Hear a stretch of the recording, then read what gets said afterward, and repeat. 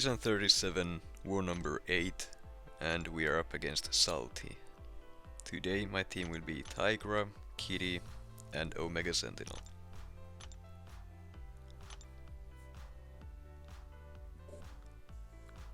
I'm gonna be taking path 2 in section 1, that Mephisto on node 20, Mordo on the root node, that Ebony on the power snack node, path 6 in section 2 as well as at Rintrah, and then all the right side mini bosses. I'm not gonna be taking the boss this time.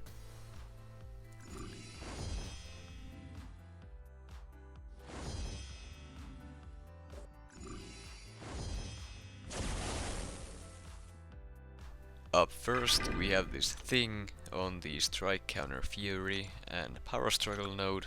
I'm gonna be taking this fight with Tigra. Now the plan here is to essentially play this like a normal thing fight, but I'm gonna be using my special ones whenever I get them to play the strike counter fury node. And the reason why is that Thing is most likely gonna be spamming his special ones in this fight, and with the power struggle node that means that I am never getting to my special 2 in the first place. So using my special ones whenever I get them lets me play the strike counter fury node while also getting some damage done by throwing the specials. Just like in any other fight against Thing, the biggest problem would be he's unstoppable. So the most important part about taking this fight is to keep an eye out for his rock stacks and making sure that you will never leave him at 15 at the end of your combo, heavy or a special. If you do, you really need to bait out a special to make him consume the rock stacks, otherwise your next hit is gonna make him unstoppable, assuming your neutralize fell off. This fight ended up going pretty much as well as it could have. I did lose some HP, but that's not an issue.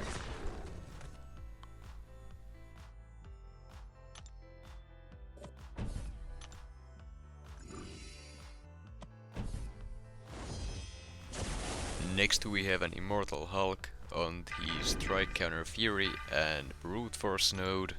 I'm taking this fight with Omega Sentinel, starting with the heal block debuff mode active. Now this is gonna be a bit of a longer fight because, well, it's Immortal Hulk. He's a very tanky defender and Omega Sentinel isn't really the fastest attacker. My plan here is gonna be using the heal block debuff to completely shut down his regeneration from willpower, conduit, and the immortality. I'm gonna be spamming my special ones to play the strike counter fury node, although looking back it probably would have been better to go for a special 2 instead for the incinerate, but this'll do just fine. I will be taking a lot of damage from recoil, but again that is just a couple potions. As long as I don't get clipped, that is all there is to it. That is a price I am willing to pay. Especially considering my death earlier in the season, I'd much rather use a potion here and there than have a repeat of that.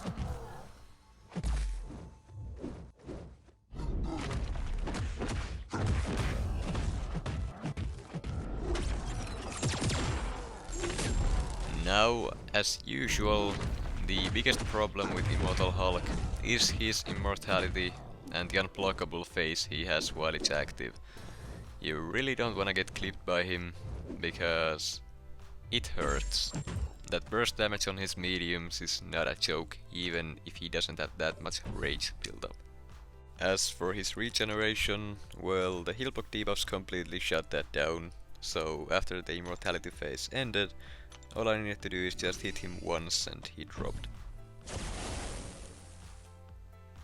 Next up we have a Mephisto on node 20, and I'm taking this fight with Kitty Pryde. I did take this fight earlier this season, and the plan here is the exact same. I'm not gonna be using any specials to knock him down because of the bug with conduit, if the conduit debuff gets shrugged off by masochism, or probably works with anything else that shrugs off debuffs as well, I'm not sure. But with masochism, if you knock the opponent down and masochism node is not on cooldown, it eats the conduit debuff and gives the opponent the conduit regeneration for the rest of the fight. So the plan here is to just use basic attacks with Pryde to take this Mephisto down. The strike counter fury node is gonna get out of hand here, and that is the biggest risk there is to this fight. If I get clipped once, I'm dead. There is nothing I can do about that. I did use an invulnerability boost for this fight, but earlier I got clipped by his special 1, which already ate 2 of the hits. So at most I can only eat a single special 3 from Mephisto. But even then I really don't wanna push him there.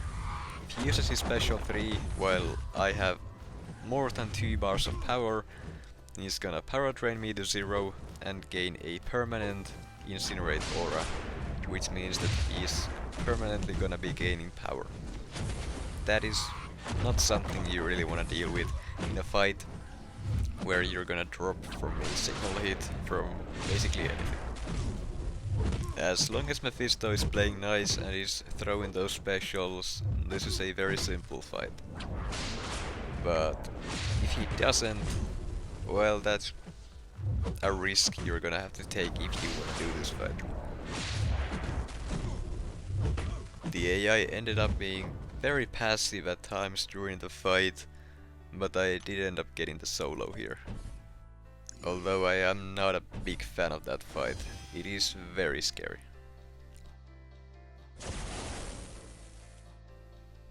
Now then, we have a Mordo on the root node with power focus 2, and I'm taking this fight with Pryde. Now the plan here is essentially the exact same as it was against any Mixmaster Mordos last season. I'm using the White Magneto pre-fight to help build up my prowess, and the plan is to get to 10 for the unblockable. Once you get there, the game plan is to just do medium light combos for the rest of the fight. If Mordo gets a bar of power, well, it doesn't matter. Just keep throwing medium light combos. If he throws the special, you face it. If he doesn't, well, then he doesn't. The power focus 2 node allows you to do a lot of those medium light combos without needing to worry about him getting to his special 3. Now, if for whatever reason he is about to get to his special 3, you should have that special 3 of yours ready to go just in case. In those situations, I would say using the Kitty cycle is the best way to go, but again, it is only a backup option. You should not rely on it. Medium light combos for the whole fight is basically all you need to solo the fight. I do recommend running the recoil masteries for fights like this, because, well, the longer you are in the fight, the more chances you have for something to go wrong.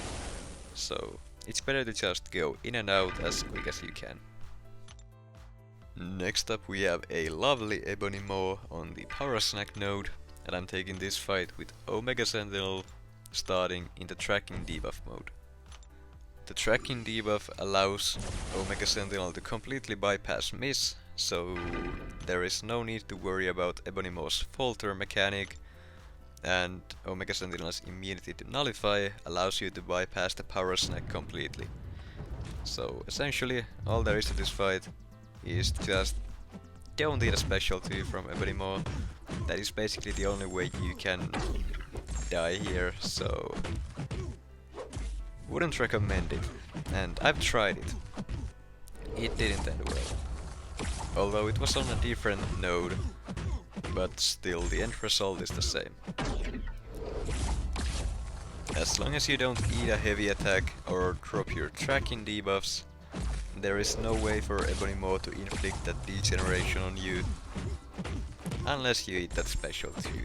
So that is the only thing you need to watch out for. Apart from the special 3 as well, don't eat that either. Anyways, to finish out this fight, I'm throwing my special 3 to have the Incinerate debuffs take him down.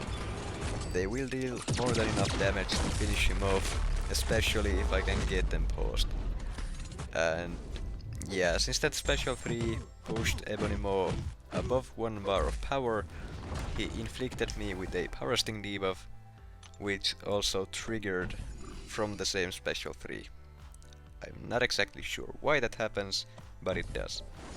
It doesn't do a lot of damage, but it is still something you need to be aware of if you're taking that fight. Next we have a Domino on the Prowess build-up unblockable node. I'm taking this fight with Omega Sentinel, starting with the heal block debuff mode active. Now Omega Sentinel is a great option for any Dominos, since she is immune to ability accuracy reductions against mutants. That means that since Omega Sentinel doesn't have any chance-based abilities, she won't be taking any crit fail damage. So the only issue with Domino here at this point is just her evade when she has that lucky passive. That is basically the only thing that she has that Omega Sentinel doesn't deal with. So as long as you keep your eye on that, there is nothing to worry about. As for this specific fight, well, the nodes don't really do anything. I'm just going for my special 2 for the Incinerates, or in this case Plasma debuffs, and let those finish her off. As simple as that.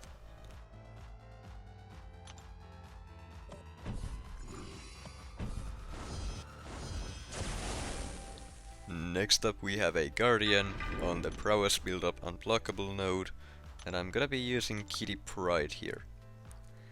I was debating whether or not I should be using Tigra here, but since this is a conduit defender, I decided to just go with Kitty and only use my basic attacks.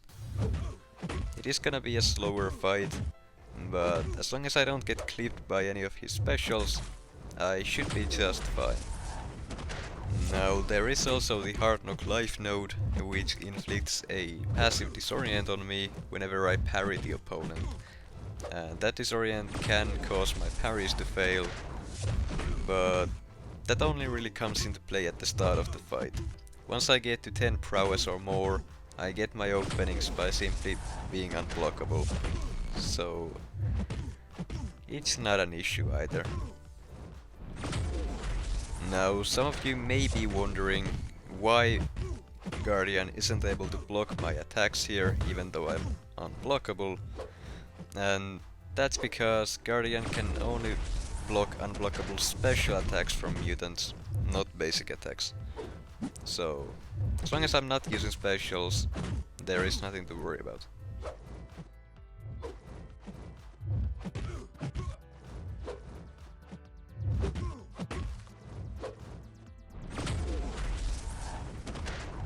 Even though this fight is on the slower side, I'm pretty sure Tigra would have taken longer because of the conduit region.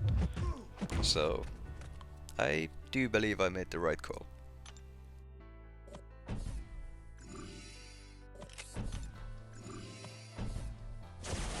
Next up we have everyone's favorite Rintrah fight on the Ebb and Flow knockdown and Mighty Charge node. I'm taking this fight with Pryde. Now, the game plan here is the exact same as it always is against Rintrah. I'm gonna be using my heavy attacks to punish his heavy attacks as well as his special ones in order to knock him down so he loses his mystical charges. And that is basically the whole fight. The only difference between these types of Rintrah fights is the speed. And the speed of the fight completely depends on the opponent and the AI. If the opponent allows me to intercept them to remove the protection, it's gonna go a lot faster. But if they don't, it's gonna be a very long fight. Well, it's gonna be a long fight regardless, but then it's gonna be a longer fight. Now then, since there really isn't anything else for me to talk about here, I'm gonna go ahead and give a quick explanation as to why I'm so behind on my videos.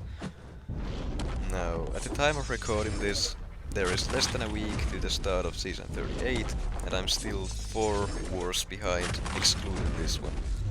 And for the most part that is because of lack of motivation.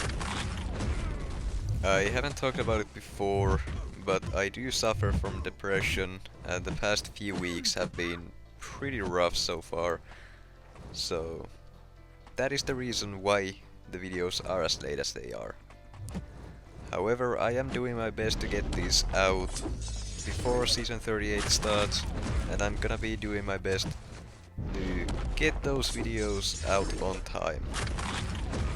So on top of these war videos, I'm gonna be also uploading the Battlegrounds tournament videos, namely the Heavy Zone one, so keep an eye on those. Now then, back to the fight. I went ahead and threw my special 3 here while the protection was down to speed up the fight a bit. It wasn't enough to finish him off, but it did do a good chunk of damage. And now then, back to what I was doing for the past 2.5 minutes. Baiting Rintrah special 1 and punishing it with heavy attacks. That is the rest of the fight.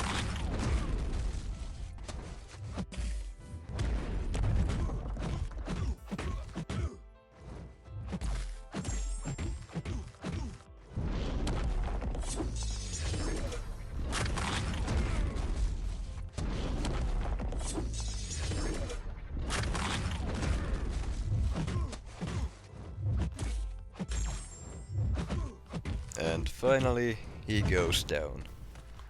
I really don't like fighting him because it always takes so long, but hey, you gotta do what you gotta do. Oh, and yeah, I forgot to mention, I am doing all these fights in a single sitting using the energy refills, because using those is cheaper than having to boost again at a later time. Next up we have a bishop on the safeguard mini-boss node, and I'm gonna be taking this fight with Pryde. The game plan is to use the same strat that I usually always use against bishop, and I'm gonna be baiting his special ones and phasing them. That is the main source of my damage here. But in typical fashion, I'm always somehow messing up my bishop fights, and this one is no different. I go ahead and face the first special one without any issues, but then I miss an intercept and get comboed. I really don't know why it always happens, but I just can't get a perfect bishop fight down. Always something goes wrong, which just shouldn't go wrong. But even with that mistake, this fight is well on pace to being over in about a minute, so I'd still say it's a successful fight. Well, as long as you don't die, it's always a successful fight. You can always use a few potions if you need to, but you can't get back those lost attack bonuses. One day I'm gonna get that perfect bishop fight, and I'm gonna be happy about it. Next up we have a Pryde on the Stunning Reflection mini-boss node, and I'm taking this fight with Omega Sentinel. I didn't use any pre-fights, so that I started in the Cowardice debuff mode, because that is all you need against Kitty. If you inflict her with Cowardice, either a debuff or a passive, doesn't matter, she loses all of her prowess and she can't gain any more either. So essentially, she doesn't do anything. So yeah, all you need to do this fight is to just make sure you don't drop that Cowardice debuff, or if you do, all you need to do is apply another one, and then just don't eat a special. That is basically all there is to it. Oh, and of course, do not try to parry. Since this is a Stunning Reflection node, if you parry her, you're gonna get stunned instead. And since Pryde is a mutant champion, you can't use the auto block trick with Omega Sentinel to inflict an Incinerate debuff, because all of her Incinerates are plasma debuffs against mutants. So yeah, I wouldn't try that against a mutant.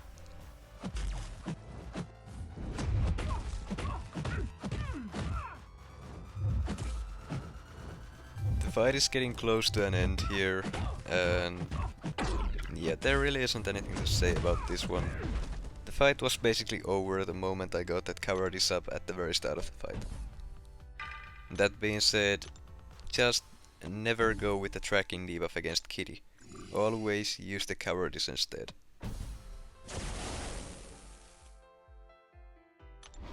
Next up we have my final fight of the war, a Scorpion on the Limber and Brute Force miniboss node, and I'm taking this fight with Kitty Pryde. Now normally I would have a White Magneto pre-fight here to help me bypass the Limber node, as well as to build up my prowess easier, but this time I don't. And it's not needed, as you'll see here. With just a single combo I had enough prowess to start facing, so that is basically all the benefit a White Magneto pre-fight would have given me here, just negated like that with a single combo. The passive stun by passing Limber doesn't really come into play since you're not gonna be parrying with Kitty that much anyways, so yeah, it only helps at the very start of the fight, apart from the 15% attack bonus, I guess, but even then that is not needed at all. Now for Scorpion I usually try to bait his special 2s only, because the special one can be a little tricky to dex, and blocking it still gives you those debuffs, so the special 2 is just easier and safer to deal with. With Scorpion specifically, the biggest issue with him is probably the evade he has, followed by the counter attack, but Kitty's phasing completely gets past that. If Scorpion triggers the evade when you're phasing, the counter attack just misses and he can't combo you afterwards, so I'd say Kitty is probably among the best counters for him. And that is the end of my war, but unfortunately we ended up losing this 3-4. We played it pretty well with only 4 deaths, but it just wasn't enough this time. Sålty played better.